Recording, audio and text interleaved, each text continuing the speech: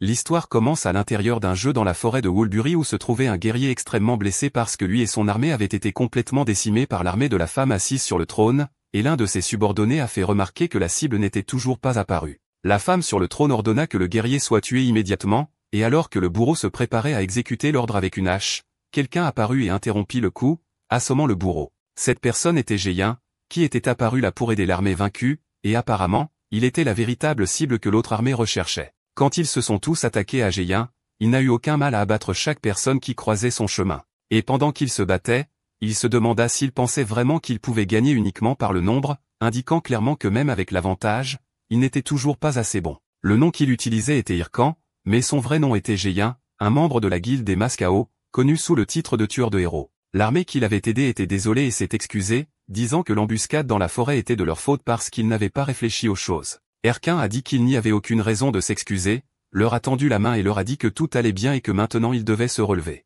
Tout le monde était ému, et il expliqua que ce n'était pas leur faute, mais la faute de ces losers pathétiques qui ne savent pas se battre loyalement, disant cela en fixant la femme sur le trône. Cette femme s'appelait Sera, mais son vrai nom était Tcheséol Yeon, une membre puissante de la guilde des chasseurs de tonnerre, connue sous le titre de reine du tonnerre. Hircan a dit qu'il était drôle d'entendre ça venant d'elle, qui se faisait toujours tabasser par les mêmes ordures qu'elle méprisait. Sira lui a alors dit de surveiller ses paroles ou il finirait par le regretter. Hircan a activé son inventaire et s'est équipé de sa véritable armure et de son arme, disant que le regret était un truc de mauviette comme elle. En colère, Sera ordonna à l'armée de le tuer, et Hircan répondit seulement qu'il n'avait jamais appris parce que des gens comme eux ne seraient jamais capables de le tuer. Cependant, à ce moment, Hircan a été poignardé dans le dos par ses propres compagnons. Il a perdu beaucoup de sang, et le système l'a alerté qu'il était dans un état critique. Le commandant du groupe s'est excusé, disant que tout le monde là-bas devait survivre et que ce n'était rien de personnel. Alors qu'il se vidait de son sang, Hircan ne pouvait pas croire ce qui se passait. Sera a commencé à se moquer de lui, disant qu'il était vraiment pathétique de penser qu'il tomberait dans ce petit numéro d'amitié. Pour elle, l'amitié ne signifiait rien quand l'argent était impliqué. Sera a dit qu'elle le sortirait de ce jeu pour toujours. Et si elle réussissait à le tuer chaque fois qu'il se connectait, il ne pourrait plus jamais jouer parce qu'elle avait entendu dire qu'il travaillait avec ça. S'il perdait le jeu, il perdait tout. Sans ça, il n'était qu'une ordure inutile. Quand il a essayé de se relever pour se défendre, il a été frappé à nouveau par les mêmes personnes qu'il considérait comme des amis, et il pouvait à peine bouger. Sour a remercié tout le monde pour le travail bien fait, et Hircan a demandé pourquoi ils avaient fait ça, car cette guilde signifiait tout pour lui. Un des membres a répondu froidement qu'ils étaient payés des millions pour le tuer et a demandé ce qu'il s'attendait à ce qu'il fasse s'il refusait. Hircan se demandait si après tout ce qu'il avait fait pour eux, après qu'il l'ait appelé famille, c'était vraiment sa fin, et puis il est mort. Le système l'a informé qu'il avait été restreint pendant 48 heures avant de pouvoir se reconnecter. Il s'est alors réveillé chez lui à l'intérieur de la capsule de réalité virtuelle et a pensé qu'il avait tout perdu. Il a ensuite été expliqué que Warlord était un jeu qui dominait les classements mondiaux, un jeu basé sur la réalité virtuelle avec une intelligence artificielle avancée et d'importants investissements. C'est grâce à Warlord que Géyen est passé de rien à quelqu'un qui est vraiment respecté. Et c'est au sein de ce jeu qu'il a trouvé ce qu'il croyait être sa nouvelle famille, du moins jusqu'à présent. Maintenant, Géyen pensait que tout cela était impardonnable, alors il s'est enfui de la maison, pensant qu'il allait tous les tuer à ce moment précis, se demandant si ces gars étaient conscients de tout ce qu'il avait dû faire pour en arriver là. Il pensait vraiment qu'il pouvait le traiter comme ça, comme s'il était jetable. S'il avait su que tout finirait comme ça, il n'aurait jamais gaspillé son temps à aider ces gens. Mais comme c'était typique de sa chance, il a été frappé par un camion et est probablement mort sur le coup. Et pour empirer les choses, la personne qu'il a essayé d'appeler n'a pas répondu. Géyen se demandait si, de toutes les manières possibles, il avait été frappé par un camion à ordures. Il ne pensait pas qu'il pouvait mourir comme ça. Pas maintenant. Pas comme ça. Ces salauds qui l'ont trahi juste pour de l'argent, ce salaud qui a tout détruit, il ne laisserait pas tomber. Il se vengerait. Et quelque temps plus tard, il était reconnecté au jeu. Le joueur, Hircan, était de retour à Warlord, et son premier défi était de terminer le tutoriel, de survivre contre le Minotaure et de sortir du labyrinthe. Il se demandait pourquoi il était de retour au tutoriel et si c'était vraiment Warlord, alors que d'autres criaient pour que le noob se lève avant de mourir, car le Minotaure n'était pas du tout content, ils ont dit qu'il était impossible de vaincre ce monstre seul, qu'il fallait au moins 3 joueurs pour l'affronter. Quelqu'un a demandé pourquoi Hircan n'était pas en première ligne, mais il se demandait juste pourquoi ce Minotaure était toujours là puisqu'il avait été supprimé il y a 5 ans pour être trop difficile à tuer. Un autre joueur a répondu que Warlord n'était sorti que 10 mois plus tôt, et Hircan, confus, a demandé comment c'était possible. Les autres l'ont trouvé étrange et lui ont dit d'oublier ce qu'il disait et de se concentrer sur le combat. Mais Hircan n'a pas écouté et a chargé le Minotaure avec son épée, laissant tout le monde choqué par son attitude. Ils ont dit qu'il était fou qu'il meure comme ça parce qu'il était impossible de vaincre le monstre seul. Avec une grande habileté, Urquin a réussi à esquiver le premier coup et a fait plusieurs coupures précises sur le corps du Minotaure, déclenchant des attaques rapides et continues jusqu'à ce qu'il le tue avec un seul coup final. Tout le monde a été surpris, se demandant qui était ce joueur qui avait vaincu le Minotaure si facilement. Ils ont essayé d'approcher Irkhan, disant qu'ils étaient des joueurs talentueux et lui demandant s'il voulait rejoindre leur guilde. Mais Irkhan s'est souvenu de tout ce qui s'était passé la dernière fois qu'il avait fait confiance à quelqu'un et a alors réalisé qu'il avait compris quelque chose de très important.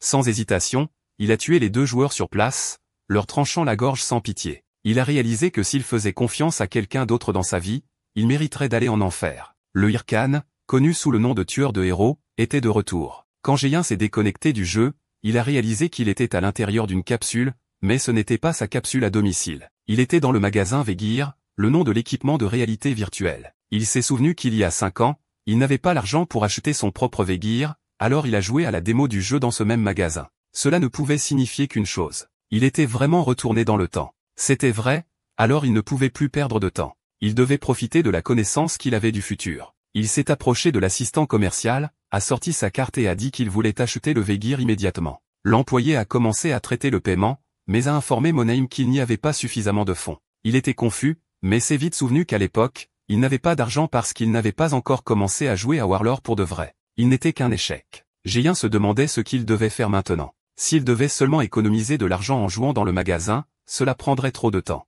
C'est à ce moment qu'il a entendu une publicité à la télévision du magasin avec une voix ferme demandant pourquoi hésiter, disant que les forts n'ont jamais peur d'un bon défi et qu'hésiter était un luxe sur le champ de bataille. C'était une publicité mettant en vedette Sorey, la reine du tonnerre, faite spécialement pour Warlord. Géant était complètement silencieux quand il a vu cette publicité de Sorey sur grand écran, se souvenant clairement de la femme qu'il avait traitée d'ordure pathétique dans ses derniers moments du jeu. Il pensait qu'il n'était pas en position de choisir beaucoup maintenant. Alors, quand il est rentré chez lui à la fin de la journée, son Vegear était déjà installé. Le technicien l'a informé que tout était prêt à être utilisé, et il a décidé de partir immédiatement. Géant pensait que la seule façon pour lui d'obtenir de l'argent était d'utiliser cette maudite carte, se souvenant de l'époque où il avait emprunté 10 millions à un groupe peu fiable connu sous le nom d'Aota, qui avait même mis un couteau entre ses doigts et avait clairement indiqué que s'il ne payait pas, il savait exactement ce qui allait se passer. Même s'il était nerveux, Géant savait que c'était sa seule option. Mais rien de tout cela n'avait plus d'importance parce que même s'il devait ramper en enfer, il se vengerait. Alors qu'il se connectait au jeu, Géant pensait qu'il deviendrait plus fort et éliminerait tous ceux qu'il avait trahis, puis il s'est finalement connecté. Le système a accueilli le joueur Archon de retour dans le monde de Warlord, et il pensait que cela faisait longtemps qu'il n'y avait pas mis les pieds. Il était temps de rencontrer quelqu'un à nouveau, mais il avait même oublié son nom. Ariadne. C'était ça. C'est alors qu'une femme est apparue comme si elle était une divinité, le félicitant d'avoir terminé le tutoriel. Son nom était Ariadne, et elle était là pour le guider à travers la sélection de classes. Elle a expliqué qu'il devait choisir sa classe de base, et avec son pouvoir divin doré, elle a révélé les 3 options disponibles, disant que les compétences développées avec la classe de base détermineraient sa classe avancée dans le futur. La première option était guerrier, la ligne de front, un combattant spécialisé dans les armes et le combat intense, idéal pour les batailles au corps à corps pleines d'adrénaline. Hakan pensait qu'il avait été un guerrier la dernière fois. C'était un bon choix pour monter de niveau au début, mais plus tard dans le jeu, jouer seul avec cette classe est devenu de plus en plus difficile. La deuxième option était le prêtre, un soutien qui renforce les alliés avec des bénédictions et des capacités de guérison. Mais il a immédiatement rejeté cette idée, disant qu'il ne perdrait plus jamais son temps à aider les autres. Ariadne a alors dit qu'il ne restait qu'une dernière option, révélant que peut-être son chemin était un peu plus sombre. Un pouvoir divin est entré dans son corps, et le système a confirmé que la classe de base avait été choisie. Il a été immédiatement téléporté à la tour de classe. Là, Irkhan s'est retrouvé devant un immense escalier, au sommet duquel se tenait un sorcier, un gourou à l'apparence étrange, qu'il a accueilli avec enthousiasme. Ce sorcier s'appelait Golko, et il serait son guide sur le chemin de la magie.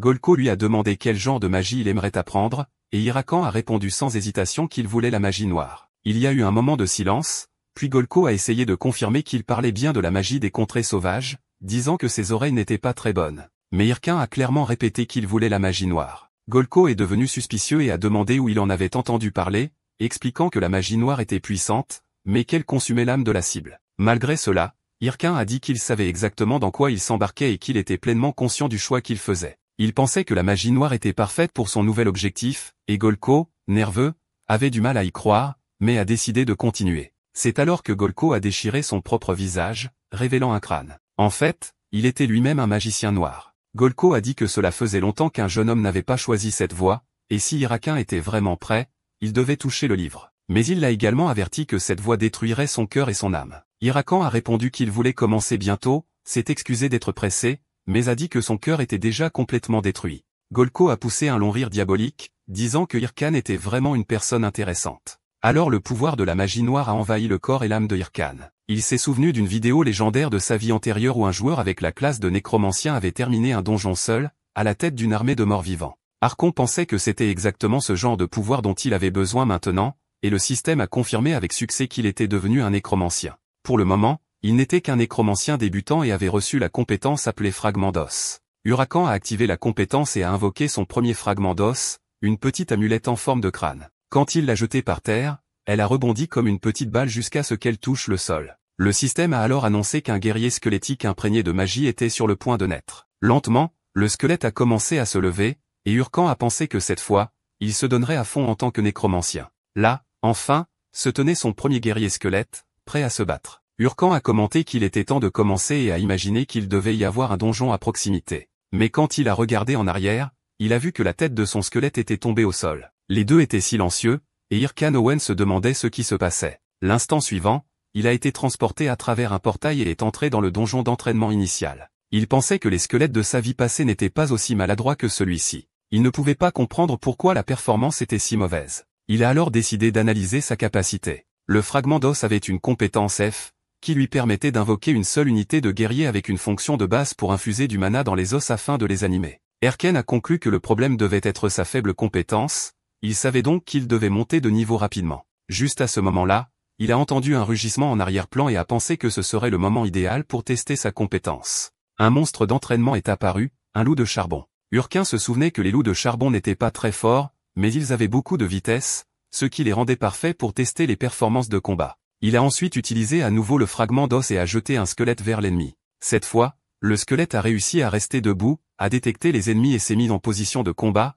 intimidant même les loups qui hésitaient à attaquer. Hirakan a ordonné au squelette de tuer les ennemis, et il est parti sans aucune crainte. Après tout, ce n'était qu'un squelette. À la surprise de Hirakan, il se débrouillait mieux que prévu, se déplaçant rapidement et avec confiance. Hirakan pensait que peut-être atteindre le niveau maximum ne serait pas si difficile. Cependant, dès que le squelette a touché les loups, il a été immédiatement détruit. Le corps s'est transformé en poussière, le crâne a roulé aux pieds de Hirakan, et le pauvre squelette avait même l'air triste. Hirakan pensait que ce n'était pas possible, que la compétence ne pouvait pas être aussi faible. Il a donc décidé d'ouvrir la description plus détaillée de la compétence, et le système a expliqué que les squelettes invoqués utilisaient un système d'auto-apprentissage pour améliorer leurs capacités et que l'utilisateur devait choisir un mode de combat, de défense, d'attaque ou d'action spéciale. Hirakan s'est rendu compte qu'il avait oublié de définir le mode des squelettes, alors il a sélectionné le mode de défense. Pendant ce temps, les loups jouaient avec les os du pauvre guerrier, qui est finalement passé en mode défensif, essayant de se protéger. Hirakan pouvait à peine en croire ses yeux. Il a ensuite pensé à tester le mode d'action spéciale, et au même moment, le squelette a commencé à danser avec enthousiasme. Cela a incité les loups à commencer à danser aussi. Hirakan a conclu qu'il était vraiment foutu et s'est souvenu que, après tout, Goku l'avait prévenu. Hirakan pensait que cela ne pouvait être qu'un cauchemar, une situation horrible. Il était anxieux, tremblant de partout. Et à ce moment-là, il a découvert que l'option de suppression du personnage était indisponible. Les comptes nouvellement créés ne pouvaient pas supprimer de personnage pendant 3 mois, et c'est alors qu'il a réalisé l'ampleur du gâchis dans lequel il se trouvait. Il ne pouvait pas supprimer le compte. Il ne pouvait pas changer de classe, et il devait encore payer l'usurier et le loyer. Il pensait que peut-être être heurté par un autre camion résoudrait tout. Il se demandait pourquoi tant de choses allaient mal sur son chemin. Chaque fois qu'il pensait faire des progrès, tout s'effondrait et il revenait à la case départ. Et en plus de cela, il devait s'occuper de ce squelette inutile à côté de lui, qui frappait maintenant l'air en faisant semblant de faire quelque chose d'utile. Hirakan a demandé au squelette d'arrêter de faire ça parce que ça ne faisait qu'empirer la situation. Il se demandait comment le nécromancien de sa vie passée pouvait contrôler autant de squelettes en même temps. C'est alors qu'il s'est souvenu de ce que disait la description de la compétence. Les squelettes pouvaient s'améliorer avec le temps parce qu'ils avaient un système d'apprentissage, et lui-même savait se battre. Et si le squelette regardait et apprenait? Après tout, il avait vu le moment où Hirakan avait vaincu les loups de Cole, alors peut-être qu'il pourrait évoluer à partir de ça. Déterminé à tester cette théorie, Hirakan a pris un bâton et l'a placé dans la main du petit squelette, disant que le squelette avait de la chance d'avoir un maître comme lui. Même s'il n'en avait pas l'air, il avait déjà été qualifié de génie du jeu. Il était responsable de la formation de toute une guilde, et s'il y avait une chose que le squelette devait apprendre, c'était le combat. Il a dit que s'il n'esquivait pas,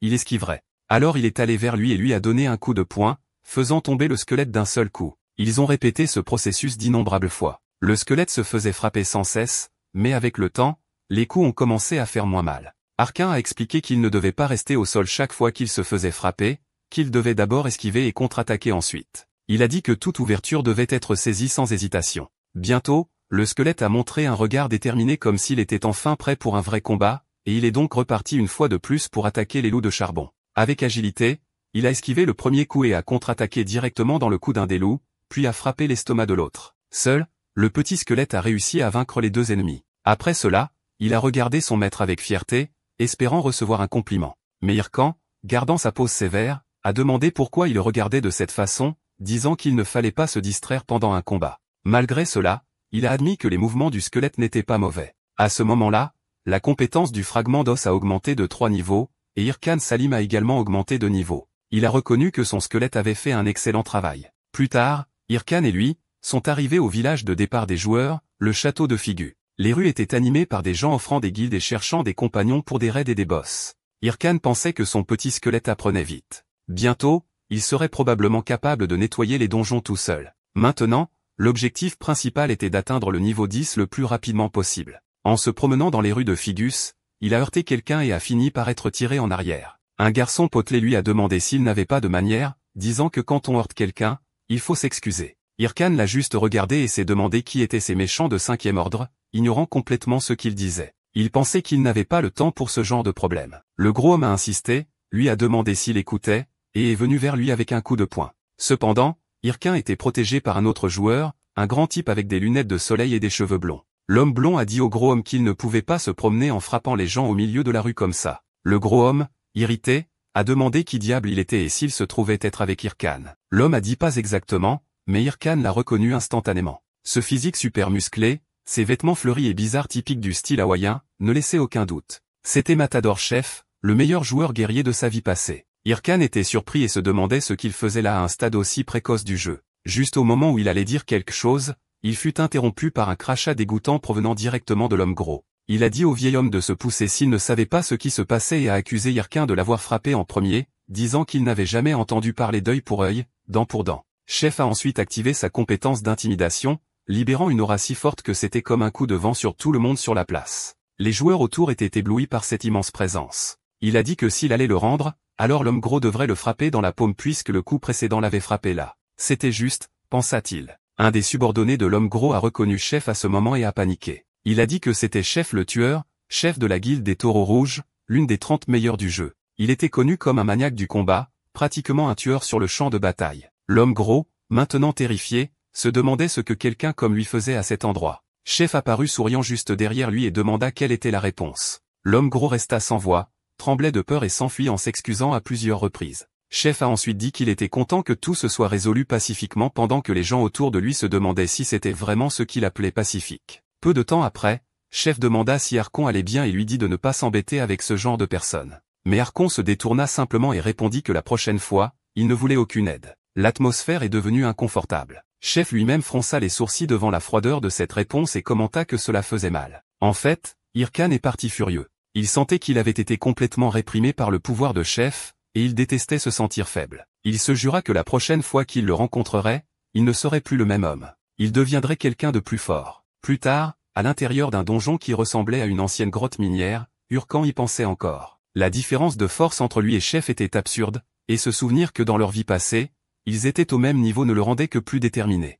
Il devait surpasser Chef s'il voulait se venger. Alors qu'il réfléchissait, un tigre froid s'avança contre lui, mais il n'était pas inquiet le moins du monde. Son petit squelette, maintenant bien mieux entraîné, agissait de lui-même, interrompant l'attaque de la créature et déclenchant une séquence de coups, vainquant le tigre avec facilité. Le système a confirmé que Irkan avait encore gagné un niveau. Le squelette célébrait, heureux avec son maître et fier des résultats. Irkan Kurn pensait qu'il avait fallu plus de temps qu'il ne l'avait prévu pour atteindre le niveau 10 en 3 jours. Son squelette avait l'air un peu déçu, mais le système l'informa qu'il avait finalement atteint le niveau 10. Avec cela, il ne pouvait plus accéder à la zone d'entraînement du donjon. La marque du débutant a été supprimée, et le jeu a commencé à traiter ses récompenses. Il a reçu l'horloge de guerre, un appareil essentiel pour tout joueur. Cette horloge affichait le statut, les missions, la carte, l'inventaire et même les messages reçus dans le monde de Warlord. Il pensait que cela faisait un moment qu'il ne l'avait pas utilisé, alors il a décidé d'ouvrir ses statistiques. Irkan était actuellement niveau 10 avec la classe nécromancien. Il avait un titre, et ses attributs étaient 3 de force, 3 d'endurance, 5 d'intelligence et 5 de magie. Il pensait que c'était horrible, mais maintenant il avait 50 points à distribuer. Hirken savait que la première distribution de statut était extrêmement importante, et il devait être très prudent. En tant que nécromancien, le choix le plus évident aurait été d'investir dans l'intelligence et la magie, mais il a quand même décidé de mettre tous les points dans la force, le laissant avec 53 points de force au total. Maintenant, il croyait qu'il pouvait écraser tout ce qui se présentait. Le squelette à côté de lui a vu ce choix et était complètement horrifié. Il avait l'air très déçu. Huracan réalisa cela et, en réponse, donna un coup de pied au squelette si fort qu'il lui arracha le crâne. Mais il n'a pas renoncé à être un nécromancien. Il ne faisait que le faire pour lui apprendre. Augmenter la magie et l'intelligence à ce moment-là n'aurait pas beaucoup d'impact, mais investir dans la force lui permettrait de lui enseigner ses mouvements aussi efficacement que possible. Il pariait littéralement sa vie sur l'apprentissage de son squelette. Il est même devenu émotif à ce sujet. Hirken pensait que le squelette devait se soucier de l'entraînement pendant qu'il s'occupait du reste. De plus, il savait que le système n'était pas le seul moyen d'augmenter le statut. Plus tard, il se rendit à l'association de chasse aux monstres dans la branche du château de Figu. Quand il est entré, il présentait une nouvelle mission au groupe, et les gens ont commencé à se pousser et à se battre pour obtenir la mission. Ils étaient presque en train de s'entretuer pour cela. Hirken trouva cela étrange car les missions à cette époque de l'année étaient généralement assez mauvaises, mais les gens semblaient très motivés. C'étaient probablement des nouveaux venus. Il alla à la réception et demanda à voir la liste des missions disponibles. La réceptionniste expliqua, ouais, il pouvait choisir n'importe laquelle de celles sur la table, mais l'avertit que celle-là était celle que personne ne voulait, généralement parce qu'elles étaient difficiles à compléter ou avaient de très faibles récompenses. Il a également commenté que Hirokin était courageux d'essayer d'en obtenir une de celles-là. Hirokin savait que c'était vrai. La plupart d'entre elles avaient l'air horribles, mais il savait comment choisir, et il trouva bientôt la mission parfaite. Elle s'appelait Grotte de la montagne Bima avec une récompense de seulement 10 pièces d'or et consistait à chasser des monstres de très bas niveau. La réceptionniste lui demanda même s'il voulait vraiment cette quête puisque la récompense n'était que de 10 pièces d'or, mais Hirken pensait que c'était parfait pour lui. De l'extérieur, elle avait vraiment l'air d'une mauvaise mission. Mais s'il la complétait avant d'atteindre le niveau 15, il pourrait obtenir un titre ultra rare appelé Étoile Ascendante. Ce titre était spécial car il augmentait les statistiques en pourcentage, contrairement à la plupart, qui n'augmentaient que d'un ou deux points fixes. L'étoile montante améliorait les attributs en fonction de ce que le personnage avait déjà, ce qui signifie que plus il avait d'attributs, plus le bonus était important. Ce serait la première étape d'Hirakan pour devenir un personnage complètement brisé dans le jeu. Alors Hirakan s'est préparé à récupérer son nouvel équipement, et plus tard, il était sur la montagne Bema prêt à commencer, l'air déterminé mais portant une tenue de clown extrêmement ridicule. Même les corbeaux l'attaquaient comme s'il était un épouvantail. Il pensait que c'était horrible car il avait dépensé tout son argent pour la tenue du squelette. Et quand il est allé acheter quelque chose pour lui-même, il a fini par ressembler à un complet cinglé. Malgré tout, il savait qu'il ne servait à rien de le regretter. Il allait faire un speedrun de cette mission et, avec l'argent qu'il obtenait, acheter de vrais vêtements. Avec cette pensée en tête, il s'est mis à courir en bas de la montagne dans ses vêtements de clown criard. Pendant ce temps, au milieu des bois, une personne a demandé de l'aide mais a été sortie et tuée par des tueurs de joueurs. Plus tard, un nouveau joueur est finalement arrivé à la montagne Bima. C'est là que commenceraient les aventures du puissant Multi. Il semblait être un joueur très talentueux. Il était déjà niveau 11 et a dit qu'il serait bientôt dans le classement mondial. Pendant sa marche, il est tombé sur quelqu'un demandant de l'aide car son ami était tombé. Edgar son Multi, plein de bonne volonté, courut pour aider. Le prétendu prêtre expliqua que le monstre était apparu de nulle part et les avait attaqués et qu'ils étaient maintenant à court de potions pour le guérir. Multi a dit qu'il avait des potions de guérison et a offert de l'aider. Le prêtre le remercia plusieurs fois, disant qu'il était arrivé au bon moment. Cependant, Multi a été attaqué par derrière sans s'en rendre compte et est tombé avec un seul coup. Le prêtre le remercia à nouveau, disant qu'il ferait bon usage de ses objets. Multi, surpris, demanda s'il trompait les gens. Le prêtre répondit qu'on ne pouvait pas les blâmer pour cela puisque c'était le joueur lui-même qui était tombé directement dans le piège. Multi était en train de configurer sa montre de guerre, mais l'autre a dit qu'il était un vrai noob. Il a eu peur, et le prêtre a averti ses compagnons qu'il était temps de chercher le prochain idiot. Ce groupe était connu sous le nom de Famille Ralph, une bande infâme qui traquait et tuait des joueurs. Plus tard, Hirkan, maintenant équipé de son squelette, affronta un nouveau type de loup, cette fois avec une apparence de bois. Il activa le mode d'attaque du squelette, qui devint furieux et courut à une vitesse si absurde que dans la seconde suivante, il avait déjà éliminé les loups. Pour avoir vaincu les trois loups aînés, Hirkan gagna respectivement 3,75, 3,66 et 3,79 d'expérience. Il pensait que maintenant, avec le squelette utilisant une vraie épée, il pouvait s'occuper de nombreux monstres tout seul. Il sentait qu'il avait pris la bonne décision en donnant la priorité à l'équipement du squelette car les vrais joueurs ne se souciaient pas de l'apparence. Malgré tout, il reconnut qu'il avait l'air très laid. Le squelette le regardant semblait avoir pitié de lui, et Hirken réalisa cela. Il pensait qu'il était temps de passer à autre chose. Il avait besoin d'argent pour se débarrasser de cette tenue horrible, pitoyable et tragique. Mais à ce moment-là, le squelette a été touché à la tête par une flèche, ce à quoi même Hirkin ne s'attendait pas. Une personne s'est approchée en s'excusant, disant qu'il pensait que c'était un monstre, mais ce n'était qu'un autre déguisement de la famille Ralph, prétendant une fois de plus être innocent. Le prêtre a répété ses excuses, mais Hirkin ne joue a rapidement remarqué les montres de guerre et les armes tachées de sang. Il a compris que c'étaient des tueurs de joueurs, les fameux PK. Hirkin a répondu que tout allait bien et a dit qu'il adorerait recevoir une potion de mana si ce n'était pas un problème. Le prêtre a répondu que, malheureusement, ils étaient également à court de potions, mais qu'il pouvait l'aider à monter de niveau puisque lorsque vous montez de niveau, le mana se restaure automatiquement. Archon a pensé que si c'était vrai, cela semblait être une très bonne idée. Le prêtre a dit que oui, c'était de leur faute, donc cela ne les dérangerait pas d'aider. Il a expliqué que des monstres étaient apparus et que le moment était venu car il pouvait simplement endommager les ennemis et laisser Hirokin les achever, ce qui lui permettrait d'évoluer plus facilement. Mais alors qu'il se préparait, le prêtre a demandé si tout le monde se souvenait du vrai plan. Premièrement, ils attireraient tous les monstres, puis lanceraient un sort pour les renforcer, et enfin, pousseraient l'un des monstres sur leur cible choisie. Bien sûr, dans la panique, ils mourraient rapidement. Mais lorsqu'ils ont mis le plan en pratique, Hirkin a tué le loup comme si de rien n'était. Il a regardé la famille Ralph et a commenté qu'ils étaient bons, ce qui a laissé le groupe perplexe. Ils ont commencé à se demander comment cette invocation était si forte et ont pensé que le niveau de Hirkin était peut-être beaucoup plus élevé qu'ils ne l'avaient imaginé. Alors cette fois, ils lui ont jeté plusieurs loups à la fois. Un des membres du gang, qui portait un lourd masque, s'est précipité pour attaquer Hirkin par derrière, mais il a esquivé facilement, laissant le joueur complètement choqué. Il ne s'attendait pas à ce qu'un invocateur soit si rapide, mais Hirkin, d'un seul coup, a traversé la masse et a jeté le joueur au sol, éliminant ce criminel sans hésitation. Hirkin a alors ordonné à son squelette de s'occuper des deux autres. Le squelette était furieux et a couru avec son maître vers la famille Ralph. Le prêtre a encore essayé de parler, mais les deux ont été rapidement éliminés par le squelette et Hirkin, le célèbre tueur de héros. Hirkin pensait qu'il connaissait très bien ce type de personnes, des gens qui gagnaient la confiance des autres uniquement pour les poignarder dans le dos de la manière la plus sale et la plus pathétique possible. Le vieux Hirkin serait tombé dans ce genre de piège, mais le Hirkin d'aujourd'hui était différent. Le prêtre, voyant la situation, a essayé de demander un moment pour négocier. Il a dit qu'il pouvait prendre ses objets, mais qu'il n'avait pas à le tuer. Mais Hirkin ne croyait plus aux promesses. Pour lui, il était déjà trop tard, alors il a terminé le travail et les a tués tous les deux.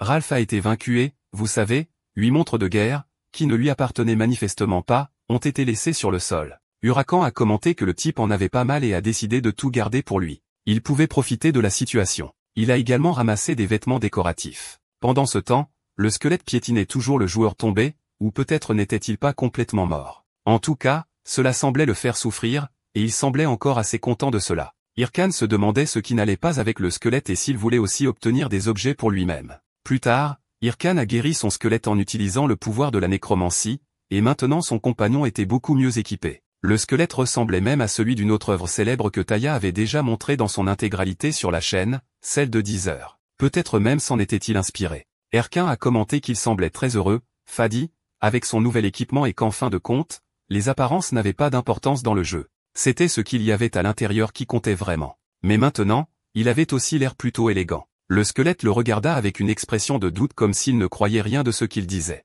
Hirkin était satisfait des montres de guerre. Il a été expliqué que lorsque vous vendez la montre d'un autre joueur, les objets de son inventaire sont transformés et laissent tomber des récompenses aléatoires. Ensuite, il a obtenu un équipement rare avec des statuts bonus, tels que le pantalon de gobelin noir qui donnait 5 points supplémentaires en magie et en intelligence, l'épée de l'essence ancienne qui donnait 10 points supplémentaires en magie et un livre de compétences de la malédiction démoniaque, ainsi qu'une grande quantité d'or, quelque chose qui ressemblait même à gagner à la loterie. Grâce à ses joueurs naïfs, il a obtenu tout cela plus vite qu'il ne s'y attendait. Après cela, il a sorti un masque de son inventaire. Hirkin pensait qu'il allait bientôt commencer à enregistrer son gameplay, et c'est pourquoi les masques de ce genre étaient nécessaires jusqu'à ce qu'il se souvienne de quelqu'un disant que ce genre de choses devait être élégant. Hirkin croyait que la guilde devait avoir une identité. Elle avait besoin d'un visage, et c'est pourquoi elle s'appelait les Masquejo. Il pensait que les gens aimeraient cette identité, c'est pourquoi la guilde a reçu ce nom.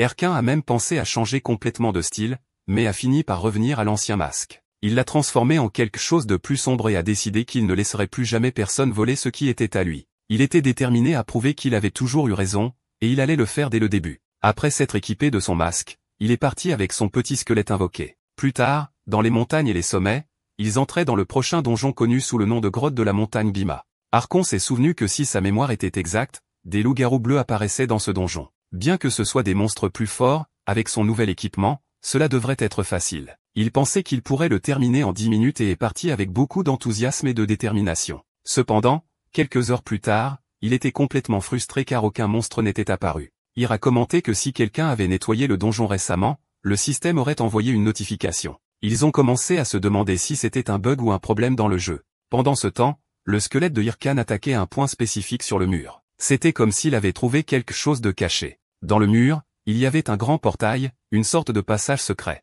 Ils avaient découvert un donjon secret, une nouvelle étape, et l'option s'est présentée d'y entrer. Hirkan a alors compris pourquoi il n'y avait pas de monstres qui apparaissaient dans le donjon principal. Il a été expliqué que les donjons d'instance sont des zones uniques générées aléatoirement à l'intérieur d'un autre donjon, et que lorsqu'ils apparaissent, le donjon original est considéré comme nettoyé. Ces instances sont beaucoup plus difficiles à terminer, mais offrent des récompenses beaucoup plus importantes que les donjons ordinaires. Archon pensait que cela pourrait être une excellente opportunité, mais le problème était qu'une fois à l'intérieur de l'instance, il ne pouvait pas partir tant qu'il n'avait pas tout terminé ou était mort. Logiquement, la voie la plus sûre serait de reculer. S'il mourait là-bas, il ne pourrait pas jouer pendant 2 jours entiers, ce qui serait une énorme perte de temps. Malgré tout, il a décidé d'entrer. Il pensait que s'il ne mourait pas, tout irait bien. Dès qu'il est entré, il a été aveuglé par une lumière vive. En fait, il se trouvait maintenant dans un espace ouvert à l'intérieur d'un colisée détruit qui ressemblait à une arène. Hirkan sentait que l'atmosphère de l'endroit était lourde et se demandait quel type de monstre y apparaîtrait. À ce moment-là,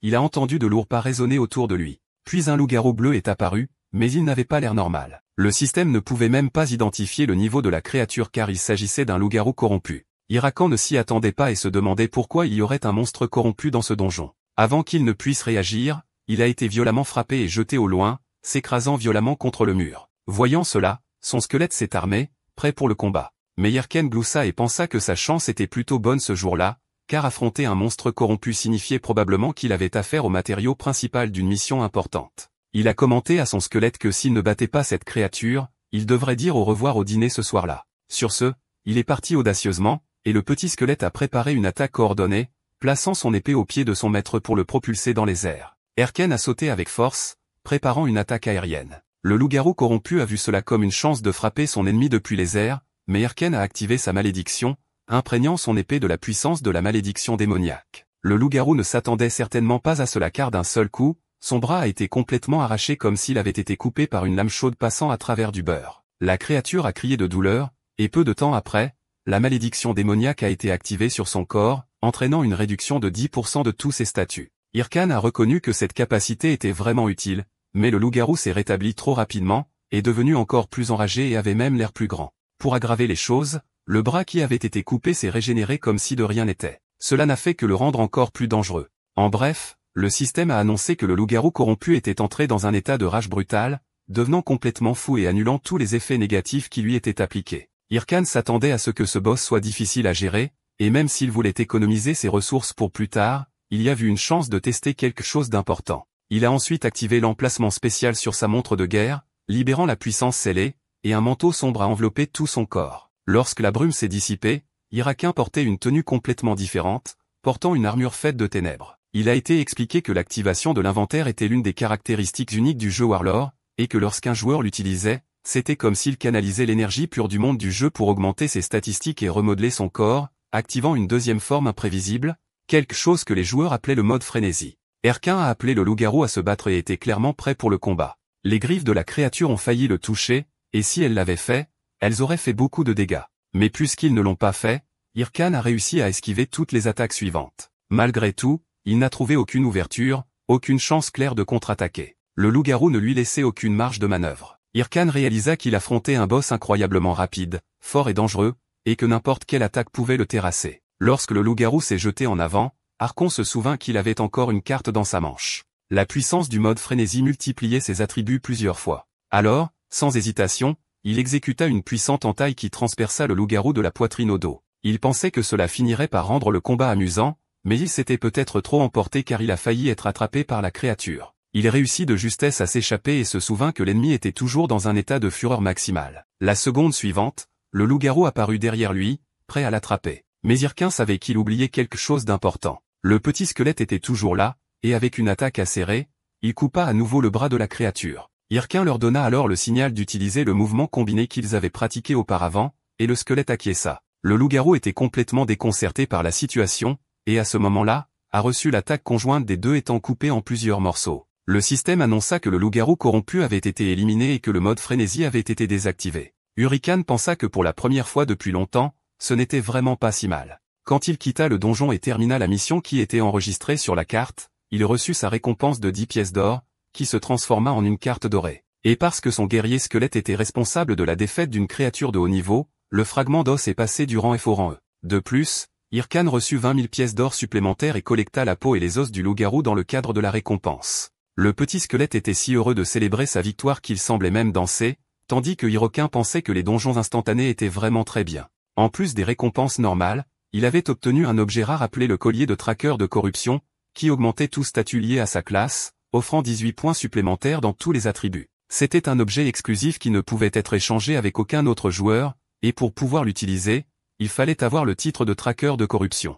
Erken se demanda si c'était un objet unique. Même sans pouvoir le vendre, il était clairement bien supérieur à tout objet commun. C'est alors qu'il réalisa ce que signifiait vraiment être un traqueur de corruption. Il avait acquis 3 nouveaux titres. Le premier était Étoile montante, qui augmentait son intelligence et sa magie de 3%. Le second était Challenger of Heroes, qui accordait 3 points d'endurance, mais qui semblait être un bonus beaucoup plus modeste. Et enfin, le titre Corruption Tracker, qui n'avait toujours pas de description dans le système, mais Hyrcane avait déjà une idée de ce que c'était. C'était le titre introductif du premier chapitre de la mission principale de l'histoire du jeu Warlord. Une ligne narrative considérée comme la colonne vertébrale de l'univers du jeu et qui déterminait le cours d'événements importants dans ce monde. C'est pourquoi les récompenses pour cette mission étaient absurdement bonnes. Chaque joueur rêvait de participer à cette ligne de quête. Peu importe les efforts qu'il devait déployer, c'était le contenu le plus important et le plus désiré de Warlord. Archon pensa que dans sa vie passée, il avait à peine atteint le chapitre 4 de cette mission. Et maintenant, il était là, entrant dès le début avec un énorme avantage.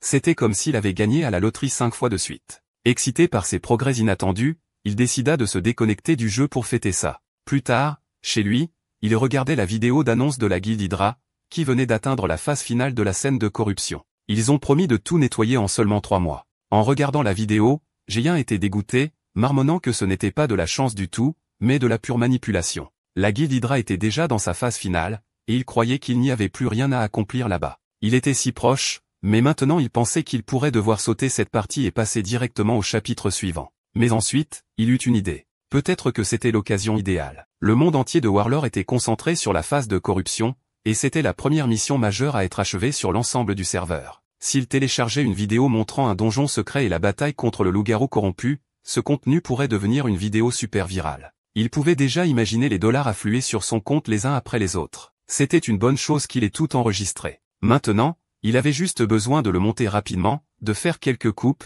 de le publier. Mais pour cela, il pensa à une personne spécifique, quelqu'un avec le talent de transformer ce matériel en quelque chose de légendaire. Le monteur légendaire de sa vie passée, qui à ce moment-là mangeait nonchalamment des nouilles. C'était la cinéaste, Romney. Quand Romney reçut la demande, elle fut un peu surprise. Elle ne s'attendait pas à ce que quelqu'un d'un niveau aussi élevé lui envoie quelque chose directement. Quand elle vit le nom, Hyrcane, et lut qu'il s'agissait d'un donjon de niveau 15, elle pensa que c'était probablement la grotte du débutant, imaginant que c'était juste un autre noob essayant de faire une vidéo virale. Mais dès qu'elle ouvrit le contenu de la vidéo et comprit de quoi il s'agissait, elle fut tellement choquée qu'elle renversa même la chaise sur laquelle elle était assise. Romani réalisa immédiatement que ce joueur serait le modèle parfait pour ses vidéos. Plus tard dans la soirée, pendant que cela se passait, une femme très riche avait convoqué l'un de ses subordonnés à une réunion urgente. Elle commenta qu'une nouvelle vidéo sur la phase de corruption venait d'être publiée et dit que c'était intéressant car elle montrait un joueur de niveau 15 battant un loup-garou corrompu à lui seul. Le subordonné l'informa que son équipe avait déjà examiné la vidéo et pensait que le loup-garou était probablement de bas niveau.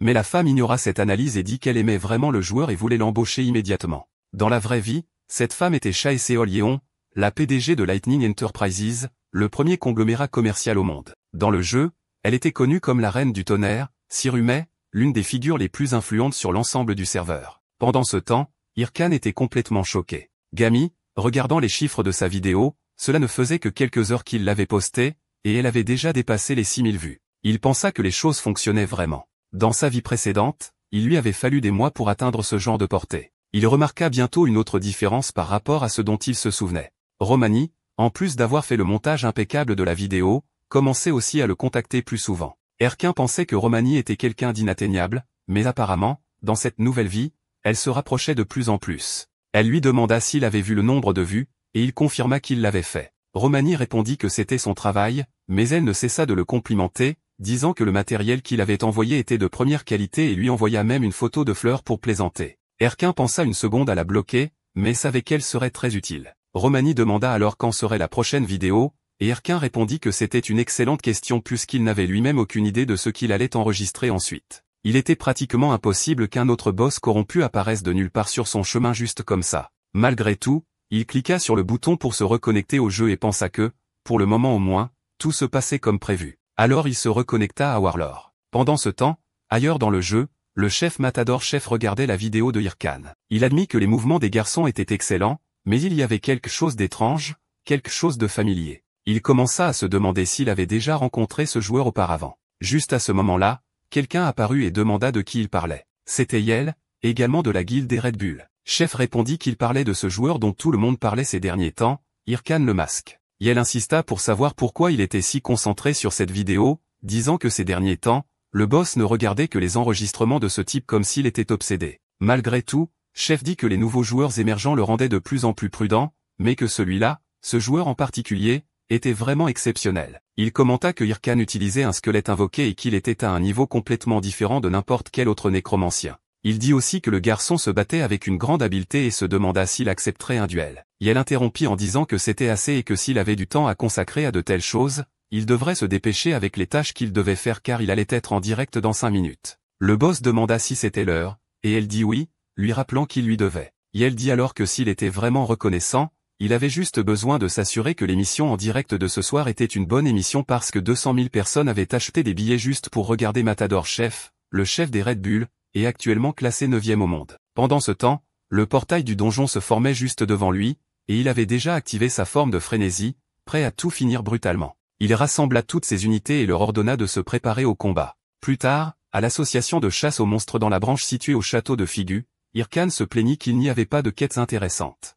Il n'y avait pas une seule quête qui soit bonne, et il blâmait ce maudit village de démarrage pour ça. Il pensa même à abandonner l'idée de créer des vidéos pendant un certain temps. Mais ensuite, le préposé au comptoir se tourna vers lui et lui demanda, avec un regard curieux, s'il était le type qui avait nettoyé la montagne Bema. Irkan réalisa que c'était le même type qu'avant. Il se présenta comme Othon et demanda si Irkan avait du temps pour parler. Alors plus tard, dans un bureau un peu plus privé, Othon lui dit qu'il avait entendu dire qu'il avait vu un monstre corrompu dans la grotte de la montagne Bima. Et Irkan se demanda s'il y avait vraiment eu un événement comme celui-là dans le jeu jusqu'à ce qu'il se souvienne et confirme que, oui, il avait vu un loup-garou avec des yeux étranges. Othon a dit qu'il s'en doutait déjà et a expliqué que ce que Irkan avait trouvé était une créature exposée à la puissance du corrompu. Il a dit que personne ne sait exactement qui est le corrompu, mais la puissance de cette entité transforme et modifie les monstres, les rendant plus brutaux et mauvais. Les dégâts causés par lui dans ce monde sont énormes, c'est pourquoi l'association de chasse aux monstres a placé une très haute récompense. Irkan lui a alors attrapé le bras avec enthousiasme et a dit qu'il serait heureux de risquer sa vie pour faire tomber cet être maléfique. Il pensait à ce moment-là que c'était une mission cachée,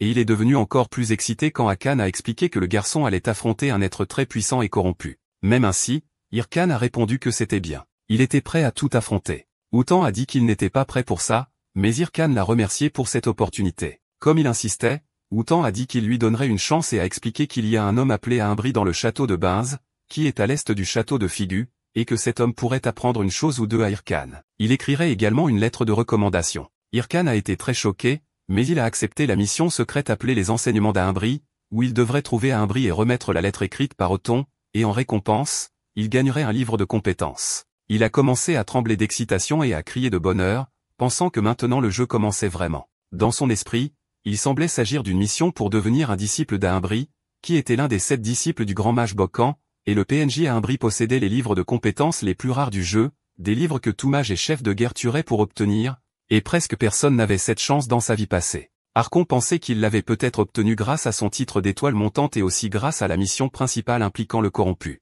Excité, il s'est préparé à courir comme s'il n'y avait pas de lendemain. Mais il a presque oublié une chose importante. Il y avait quelque chose qu'il devait régler avant de partir. Alors plus tard, il est allé dans une forêt où les feuilles tombaient, et dans une clairière, il a utilisé le fragment d'os, jetant ce petit crâne sur le sol et invoquant son petit squelette. Irakan réalisa qu'il n'avait toujours pas correctement analysé les objets qu'il avait ramassés la veille, et maintenant il pouvait enfin utiliser le crâne de loup-garou. Le système lui demanda alors s'il voulait transformer le crâne de loup-garou en guerrier squelette. Irkan confirma que, oui, absolument, il voulait utiliser le crâne de loup-garou, Alors les traces de la créature entrèrent dans son petit squelette, augmentant sa durabilité de 2 points. De plus, Irkan avait également un collier de suivi de la corruption, qu'il a équipé immédiatement, et ce collier augmentait tous ses statuts de 18 points et améliorait également ses capacités de classe. Maintenant que cette préparation était terminée, il se sentait plus puissant. Il utilisa ensuite 2 autres fragments d'os, invoquant 2 petits crânes qui se transformèrent en 2 autres compagnons squelettiques. Le premier squelette était très confus par cela car il avait maintenant des frères,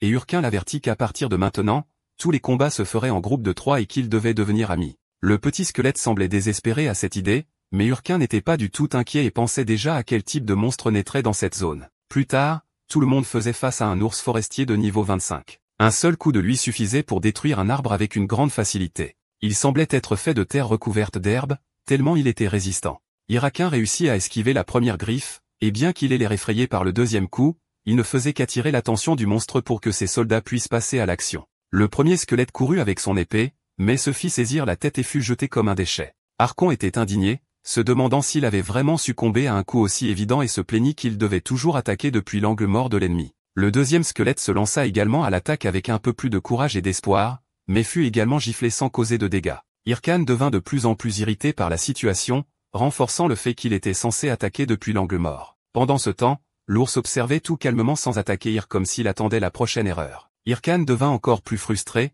réalisant que même après avoir vu l'autre être écrasé, le deuxième squelette agissait exactement de la même manière. Il pensait que ce genre d'entraînement ne le menait nulle part. Puis vint le dernier espoir. Le squelette le plus fort, celui en armure, entra en action, et Irkan fut impressionné par son courage. Il se précipita en avant avec sa lame prête, mais lorsqu'il s'approcha, il fut giflé si fort que son crâne fut arraché. Irkan conclut que, non, il n'était pas non plus le dernier espoir, et qu'ils étaient tous idiots. Plus tard, les 3 squelettes furent rassemblés pour se faire gronder. Ils étaient visiblement nerveux, et Irkan leur demanda s'ils avaient des cerveaux, même s'il savait qu'ils n'en avaient évidemment pas, mais il le questionnait quand même. Il expliqua que lorsqu'un monstre est attaqué, il se retourne contre l'attaquant, il y aura donc toujours un angle mort disponible, ce qui signifie qu'ils n'ont qu'à attaquer depuis l'angle mort. Malgré cela, les petits squelettes étaient confus et ne comprenaient pas tout à fait. Archon se demandait pourquoi il perdait encore du temps à expliquer ces choses. Il pensait même que les choses allaient bien car sa capacité avait augmenté en rang, et grâce à l'effet du collier,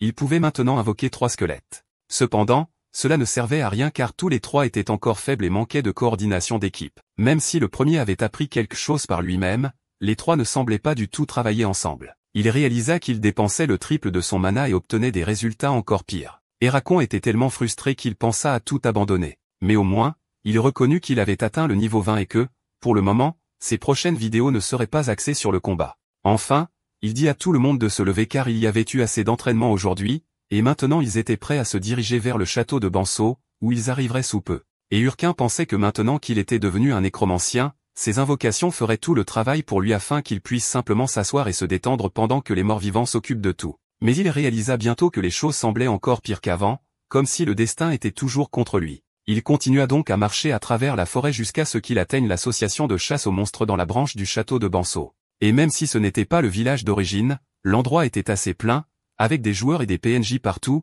tous très occupés. Soudain, les joueurs commencèrent à s'agiter car ils ne trouvaient pas une personne spécifique. Ils commentaient bruyamment et cherchaient désespérément, voulant savoir quelle mission cette personne avait prise, se demandant mutuellement où il était et criant pour que quelqu'un le capture. Et Urquin observa cela avec mépris, pensant que ces gens ressemblaient à une meute de hyènes. Il y avait toujours ces types partout qui, au lieu de se concentrer sur leur propre mission et progrès, préféraient suivre ce que faisaient les autres comme s'ils étaient des parasites essayant de sucer les efforts des autres. C'est alors qu'un homme chauve s'approcha et demanda s'il avait de bonnes missions qu'il pourrait faire en groupe. Mais Archon lui dit grossièrement de s'en aller car il savait qu'il ne pouvait laisser personne découvrir qu'il était en mission secrète un bris. Alors il monta et remit sa lettre de recommandation au PNJ à l'entrée. Comme la lettre était de haut temps, il fut autorisé à entrer immédiatement, ce qui causa une grande agitation parmi les autres joueurs, qui étaient outrés de ne pas pouvoir faire de même. Beaucoup voulant aussi franchir cette barrière. Mais Irkan était déjà excité par ce qu'un bris pouvait lui apprendre, car c'était une mission secrète et devrait contenir une récompense très précieuse. En outre, il semblait que ces relations portaient enfin leurs fruits.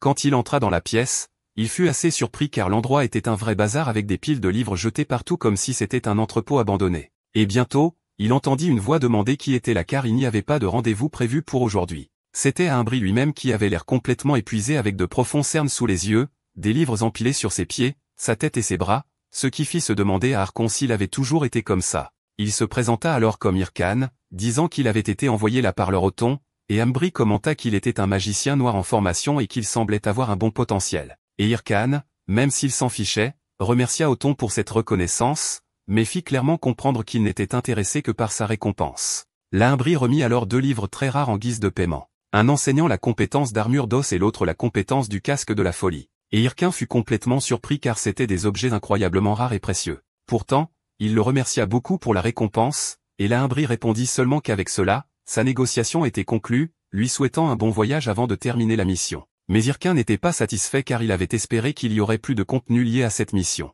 Alors même que la mission était officiellement terminée, il essaya d'insister, appelant le maître et demandant une autre chance car il voulait apprendre encore plus de compétences et était prêt à tout faire pour cela. Alors Ambry lui attrapa les mains et demanda si c'était vrai qu'il ferait n'importe quoi, et il sembla beaucoup aimer cette promesse. Parce que peu de temps après, il remit à Hyrcane une nouvelle mission appelée Trouver l'œuf dans le nid. Seulement cette mission n'avait aucune récompense visible, et Hyrcane se demanda s'il venait d'être dupé. Pendant ce temps dans la ville, un chevalier en armure impressionnante attira l'attention de tout le monde à cause de l'équipement magnifique qu'il portait. Et puis il commença à marcher vers une grande tour au centre de la ville, disant que c'était le bon endroit, l'endroit où vivait le masque au haut. Hyrcane, d'autre part, était toujours confus et en colère, pensant qu'il avait vraiment été dupé par un PNJ parce qu'il pensait qu'il obtiendrait une récompense pour la mission. Mais tout ce qu'il a obtenu, c'est une autre mission sans aucune récompense, se demandant s'il valait vraiment la peine de continuer avec elle. Au moment où il commenta la mission, un groupe de joueurs autour de lui remarqua et se jeta immédiatement sur lui, disant qu'il avait reçu une mission,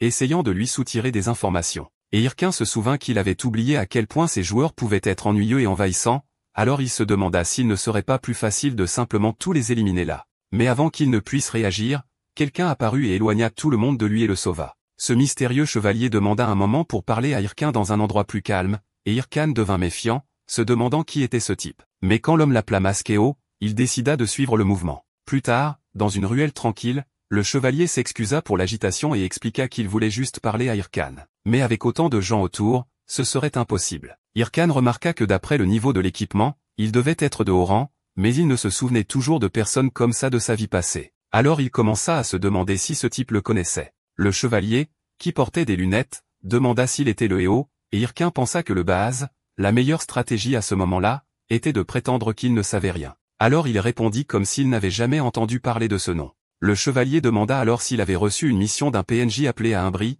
et Hyrcane devint encore plus méfiant, se demandant s'il devait partager des informations juste parce que ce type semblait en savoir trop, et conclut que si le type voulait se battre, il valait mieux mettre son propre compte en danger car il n'allait pas céder facilement. Alors Hyrcane fit un doigt d'honneur au chevalier et décida que c'était la meilleure stratégie, de continuer à tout nier et de prétendre qu'il était juste un idiot sans importance juste pour voir ce qu'il ferait ensuite. Ce que fit le chevalier, c'est tendre la main et s'excuser, mais Hyrcane le traita juste de lâche et dit qu'il laisserait passer cette fois. Même s'il se demandait qui ce type pensait être, puisqu'il n'était clairement pas seul, et que tout cela semblait faire partie d'un plan. Le chevalier a ensuite commenté que Hyrcane n'était certainement pas un professionnel, et tout en essuyant sa main avec dégoût, a dit que s'il était vraiment expérimenté, il n'aurait pas laissé sa main gauche où il portait une montre de guerre si peu protégée. Dans l'ombre, quelqu'un d'autre observait tout, se demandant s'il devait encore surveiller à Ambry puisque la mission de corruption était presque terminée. Et si quelqu'un le remarquait maintenant, il n'y aurait pas moyen de le cacher. Le chevalier a répondu non parce que la vraie mission principale était précisément celle de l'œuf dans le nid et a dit qu'il était préférable de réduire le nombre de variables. La personne dans l'ombre est ensuite retournée à sa position, et le chevalier est également parti. Pendant ce temps, Hyrcane observait tout depuis la fenêtre, se demandant qui était cette autre personne impliquée, et a conclu que puisqu'ils se déplaçaient ensemble, ils faisaient probablement partie d'une organisation. Mais s'ils venaient d'une guilde ordinaire, ils n'auraient jamais révélé leur identité comme ça, essayant de conclure une sorte d'accord avec lui. Il a également réalisé que la façon dont le chevalier utilisait sa main gauche avec la montre de guerre indiquait qu'ils n'étaient certainement pas des novices. Et il s'est donc demandé une fois de plus qui diable étaient ces types. Plus tard, tout en entraînant ses squelettes, Archon était sûr qu'il y avait quelque chose de spécial dans cette mission de l'œuf dans le nid et a conclu qu'ils avaient probablement vu la vidéo qu'il avait postée parce que le nom de sa chaîne était haut, et c'est pourquoi ils étaient venus après lui. Mais même ainsi, considérant qu'il l'avait laissé partir, il semblait que leur cible n'était pas exactement lui, ou du moins pas encore. Et, oui, il s'agissait de la mission qu'il avait reçue. Hyrcane pensait qu'il n'avait aucune idée de ce qui se passait, mais s'il continuait avec cette mission, il retomberait sûrement sur ces types. Afin de ne pas être tracé, il devrait cesser de publier des vidéos pour le moment. Il se demandait pourquoi il y avait toujours des psychopathes qui s'impliquaient dans sa vie. Pendant ce temps, Shae, ou plutôt la reine des tempêtes sûres, se réveillait de sa capsule. Sa secrétaire Park Soji est apparue en disant qu'elle avait fait un excellent travail. Soji lui a offert un verre d'eau tout en lui demandant comment s'était passé le test pour les nouveaux membres. Chae a répondu que c'était de la pure foutaise. Elle se demandait pourquoi personne ne lui était à peu près utile et voulait savoir s'il y avait eu des nouvelles de Rao récemment. Soji a commenté qu'il n'avait toujours pas eu de nouvelles du type qui avait posté la vidéo et que peut-être il avait même rejoint une autre guilde. Che a demandé si c'était vraiment une autre guilde, et Tsuji a répondu qu'il vérifierait à nouveau. Che a demandé que l'information soit livrée dès que possible et a également posé des questions sur le directeur. Tsuji a dit qu'il n'y avait pas de nouvelles de lui non plus. Che a commenté que le chef de guerre devenait puissant, et c'est pourquoi il était silencieux. Elle se souvenait que lorsqu'il avait dit pour la première fois qu'il voulait jouer à ces jeux, il avait essayé d'annuler le mariage. Tsuji était impressionné par le grand corps de Che. Avant de quitter la pièce, Che lui a dit de faire une nouvelle sélection de candidats et de soumettre le rapport avant le lendemain. Tsuji a demandé avec surprise si c'était jusqu'à demain, mais Che a juste claqué la porte au nez. Tsuji s'interrogeait sur le tempérament difficile de son patron. Pendant ce temps, Hirakin était dans un endroit qu'il n'avait pas visité depuis un certain temps, le marais des lézards. Il pensait que comme à un bris séjourné au château de Ban, la zone de mission serait sûrement proche de là, d'après le Moeuf. Il considérait que la mission pouvait être liée à des monstres ovipares, tels que ceux de type oiseau, reptile ou insecte, et l'endroit qui correspondait à tout cela était précisément le marais des lézards. Il a décidé de chercher là en premier. S'il ne trouvait rien, il irait ailleurs. Huracan a invoqué son petit squelette pour tester quelque chose. Comme il s'agissait d'un terrain de chasse de haut niveau, il pensait qu'il devait mettre un enchantement sur l'invocation. Il a utilisé la compétence Lélélélélé de folie, qui marquait la tête du squelette avec un symbole. Ce symbole activait le sort, et il y avait une chance aléatoire que la créature perde la raison. Quand il a activé le casque, le petit squelette est devenu extrêmement accordé, a gagné des cornes et une énergie rouge, paraissant beaucoup plus fort et plus fou. Archon s'est dit que le test allait commencer maintenant, mais il n'a pas prêté attention à la partie qui disait que le squelette pouvait complètement perdre le contrôle. Le test consistait à attaquer le maître lui-même. Alors le petit squelette s'est jeté sur Yerken comme pour le tuer, mais il a riposté avec un coup de poing si fort qu'il a emporté la tête de l'invocateur. Il s'est mis en colère, se demandant comment cette invocation osait l'attaquer et si c'était une sorte de bug ou s'il avait été trompé une fois de plus. Soudain, un homme lézard de niveau 30 est apparu derrière lui. Liz Yerken a pensé que les cobayes étaient arrivés au bon moment. Il a activé le casque de folie sur toutes ses invocations. Tous les squelettes ont vu leurs attributs augmenter et ont reçu une armure faite d'os. Maintenant, ils étaient prêts à affronter les hommes lézards. Ils ont avancé totalement fous, et les monstres n'ont pas pu leur résister. Les hommes lézards ont été brisés en deux avec facilité, et à ce moment, Huracan a reçu 864 d'expérience. Archon pensait que ces incantations étaient géniales et a décidé que la semaine prochaine, il continuerait à le faire encore et encore jusqu'à ce qu'il trouve ce fichu œuf. Il pensait que s'il n'était pas dans cette région, il passerait à la suivante sans hésitation. Mais avant qu'il ne le sache, quelqu'un l'observait avec grand intérêt. Cette personne était Ilia, une femme connue pour sa beauté époustouflante. Elle le savait et n'avait aucun problème à l'admettre parce que c'était la vérité. Tout le monde autour d'elle l'adorait. Beaucoup lui offraient même des cadeaux juste pour son apparence. À cause de cela, sa vie avait toujours été facile parce que chaque fois qu'elle rencontrait un problème, son esclave résolvait tout pour elle. Mais à ce moment-là, Ilia a glissé et est tombé le visage le premier dans une flaque pleine de glu et de terre. Elle pensa avec colère qu'elle détestait cet endroit. Elle se rappela que l'un de ses esclaves l'Y avait emmené une fois, promettant de l'aider à monter de niveau, mais il était mort en chemin. Et maintenant, elle était seule et coincée dans cet horrible marais. Ilia réalisa que les monstres de la région étaient incroyablement forts, mais quand elle vit Hiracan, chuchonchinant, elle décida qu'il serait son nouvel esclave, sa nouvelle cible. Elle se jeta sur le sol en faisant semblant d'être blessée et appela à l'aide, disant qu'elle avait été attaquée par les monstres de la région. Elle croyait que Hiracan tomberait facilement dans son piège parce que personne ne pouvait jamais résister à son charme, et il n'était pas possible pour quelqu'un de laisser une beauté comme elle dans un tel état. Mais Hiracan lui tourna simplement le dos sans rien dire. Ilia était complètement choqué, ne pouvait pas croire ce qui s'était passé, et se demandait s'il ignorait vraiment sa beauté. Hiracan, d'un autre côté, la regarda et pensa qu'elle était juste une autre folle essayant de le tromper. Ilia était tellement en colère qu'elle se mordit la lèvre jusqu'à ce qu'elle saigne, furieuse du mépris qu'elle avait reçu. Elle se demandait comment il osait la traiter ainsi, mais Huracan restait calme pendant que ses squelettes achevaient les hommes lézards autour de lui. Il trouvait cette femme incroyablement ennuyeuse, et pourtant elle continuait à le suivre, insistant pour attirer son attention. Elle continuait à faire semblant d'être innocente, essayant de lui faire perdre son temps. Mais Hiracan réalisa qu'il n'y avait pas de joueur décent dans ce fichu jeu et décida que la meilleure façon de se débarrasser d'elle était de régler ça tout de suite. Il lui demanda si elle avait perdu quelque chose, et Ilia dit oui, qu'elle avait perdu son épée pendant le combat dans le marais, et demanda s'il pouvait l'aider à la récupérer. Hiracan demanda alors si, quand elle aurait récupéré son épée, elle partirait pour de bon, et Ilia dit oui, le remerciant avec enthousiasme alors qu'elle pensait qu'elle avait finalement réussi à le tromper. Plus tard, elle l'emmena à l'endroit où se trouvait l'épée. L'objet était perdu sur une petite île au milieu de l'eau du marais. Hirakan lui rappela sa promesse de partir dès qu'elle aurait récupéré l'épée et envoya ses squelettes récupérer l'objet parce qu'il n'était pas idiot au point de risquer ça seul. Alors qu'elle le remerciait, Ilia pensa que les nécromanciens n'étaient rien sans leurs invocations. À ce moment-là, elle vit qu'il était sur le dos et pensa que c'était l'occasion idéale de le tuer. Mais quand elle essaya de l'attaquer, Hirakan se retourna avec un regard de psychopathe sur son visage et dit qu'elle était trop lente. Il l'attrapa par la cape et la jeta violemment dans la direction opposée, la faisant tomber le visage le premier dans l'eau du marais. Ilia indigné, lui cria dessus, lui demandant s'il pensait qu'il allait se débarrasser d'elle si facilement après ça, et menaça que ses gardes du corps viendraient après lui. Mais Hirakani lui demanda de regarder en arrière, et quand elle se retourna, elle fut confrontée aux hommes lézards qui commencèrent à la dévorer sans pitié. Hirakan pensa alors que la prochaine fois, si elle voulait vraiment le tromper, elle devrait faire un meilleur travail parce qu'il avait déjà réalisé ses intentions depuis le début et pensait qu'elle était complètement folle. Hirakan pensait qu'il en avait assez d'être trompé par les gens. Il pensait qu'il avait perdu trop de temps avec ça.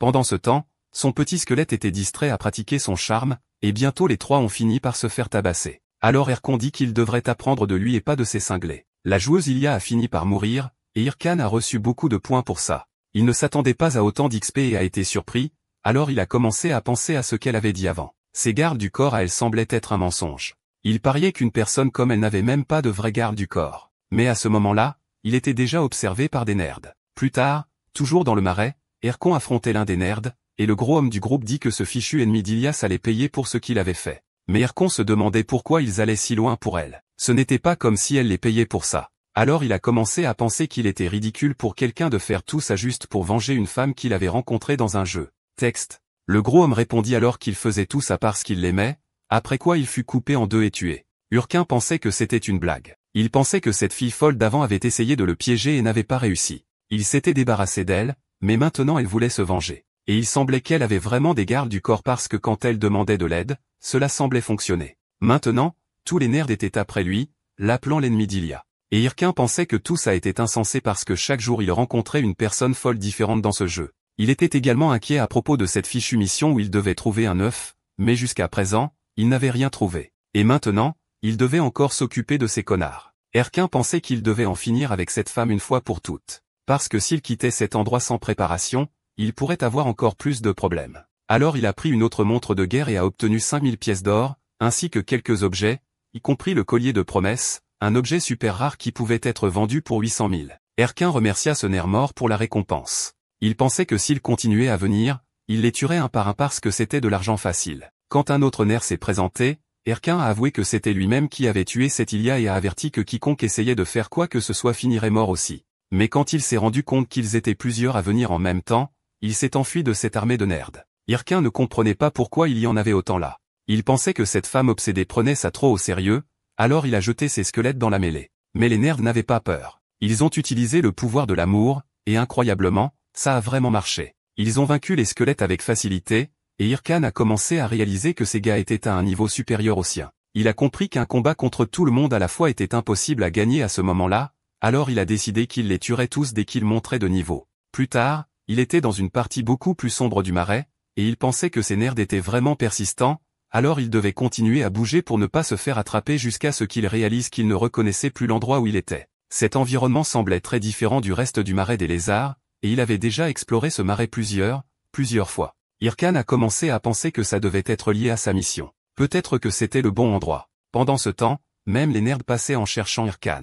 Et quand ils ont vu ces squelettes, ils ont réalisé qu'ils dansaient. Alors les nerds se demandaient ce qui se passait, appelant ça un bal de squelettes. Le nerf potelé était furieux de la provocation du nécromancien. Il l'a pris comme une insulte à Ilia et est parti en trombe, seulement pour être attrapé par une grande créature qu'il n'a pas remarqué approcher. Il était entré dans la zone du boss de cet endroit, et tout le monde était terrifié quand ils ont vu l'énorme créature, le dragon lézard de niveau 40. Hirkan, bien sûr, se cachait et a réalisé à ce moment-là que l'endroit où il était le nid du dragon lézard. C'était un boss avec une clôture de défense extrêmement élevée, beaucoup de vie et une attaque puissante nécessitant au moins 20 joueurs de niveau 40 pour le vaincre. D'après ce qu'il se souvenait de sa vie passée, le raid du dragon lézard avait déjà été terminé il y a un certain temps. Donc normalement, ce boss n'aurait pas dû être là à ce moment-là. Cependant, comme sa mission connexe était dans cet endroit avec cet œuf, le monstre a fini par réapparaître à cause de la mission d'Hirkan. Ce qui signifie que si le dragon lézard était toujours là, c'était exactement là qu'il devait être pour accomplir la mission donnée par Imbri. C'est alors qu'Hirakan a réalisé quelque chose d'important.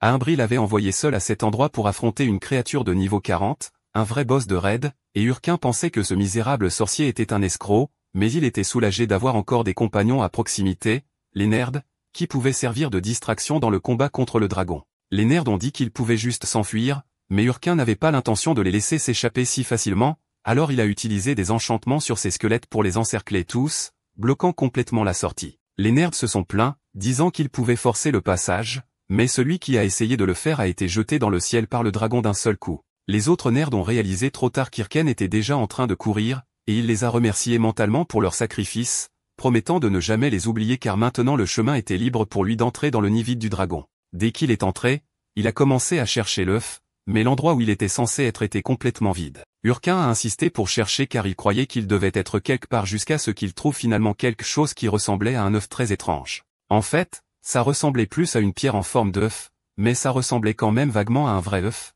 alors il a décidé de l'emporter avec lui. Peu de temps après, il a réalisé que tous ces squelettes avaient été détruits, ce qui indiquait que le dragon détectait maintenant le dernier envahisseur vivant sur le site, à savoir lui. Le dragon est apparu, détruisant tout autour de lui, et Irquin a réalisé qu'il était complètement foutu. Il savait qu'il ne pouvait pas rester longtemps dans le nid, alors il a décidé de prendre l'objet qui ressemblait à l'œuf, en espérant que c'était vraiment l'objet pour la mission. Et si c'était quelque chose de précieux, en espérant encore plus que c'était la double mission. Plus tard, dans le marais, la légion de nerds était complètement vaincue, et le seul encore vivant a vu Irquin approcher. Irquin a commenté que Warlord était un jeu très intéressant car il donnait la liberté même aux idiots comme eux. Quand le dernier nerf a essayé de répondre, Irquin a presque planté son épée dans son visage, expliquant qu'il ne plaisantait pas quand il jouait à Warlord parce qu'il y avait beaucoup en jeu et que la prochaine fois, il ne prendrait pas ça trop à la légère. Il a dit ça à la fois à ce nerf et à cette maudite femme et est sorti de là, en marchant sur les corps éparpillés sur le sol. En marchant, Carcan pensait que s'il revenait après lui, ça se transformerait en une vraie guerre. Maintenant,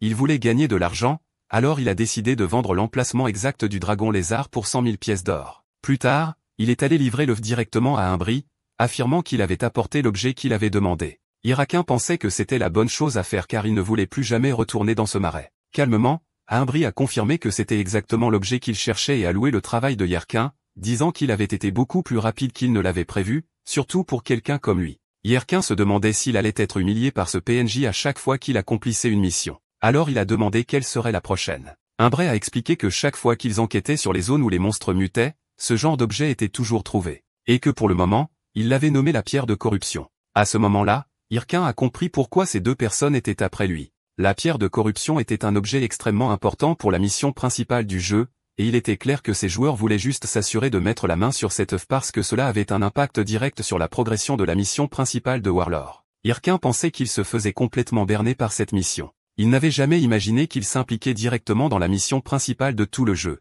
Alors qu'il essayait de comprendre la situation, Aimbry s'est excusé auprès de lui, disant que cette mission était peut-être trop importante pour quelqu'un de son niveau car ils étaient confrontés à une puissance écrasante et encore inconnue, et il avait besoin qu'Irquin prouve sa valeur. Aimbry lui a demandé ce qu'il en pensait et s'il était prêt à affronter la corruption. Irquin pensait qu'il avait beaucoup de volonté et que participer à la mission principale était une occasion en or. Il a dit qu'il se battrait corps et âme, mais Aimbry l'a interrompu, expliquant que ce n'était pas encore le moment car les monstres étaient trop forts, et il ne pensait pas qu'un nouveau venu comme Irquin serait capable de les vaincre. Irquin a commencé à se demander si son niveau était vraiment trop bas pour continuer la mission. Alors Aimbry a dit qu'il pouvait aider, mais à une condition. Si Irquin disait les mots, « S'il vous plaît, grand sorcier Aimbry, faites de moi votre disciple », alors il le prendrait comme apprenti et lui enseignerait. Plus tard, Irquin, Jean, a quitté la maison d'Aimbry extrêmement en colère après avoir accepté la mission de ce bâtard. Il s'est plaint à lui-même que le sorcier était un misérable pervers et qu'il le détestait encore plus pour lui avoir fait répéter cette phrase honteuse 3 fois de suite.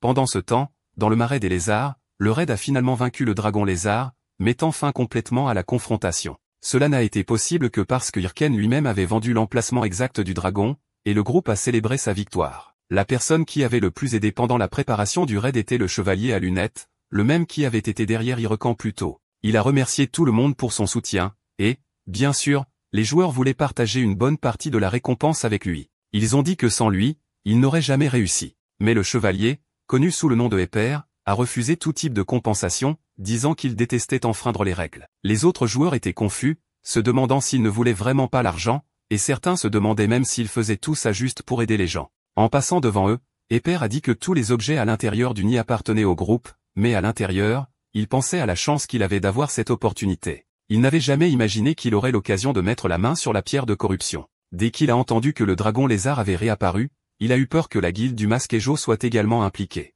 Mais quand il a appris que le dragon était toujours vivant, il a vu une réelle chance. Alors il a couru directement au nid pour obtenir la pierre de corruption.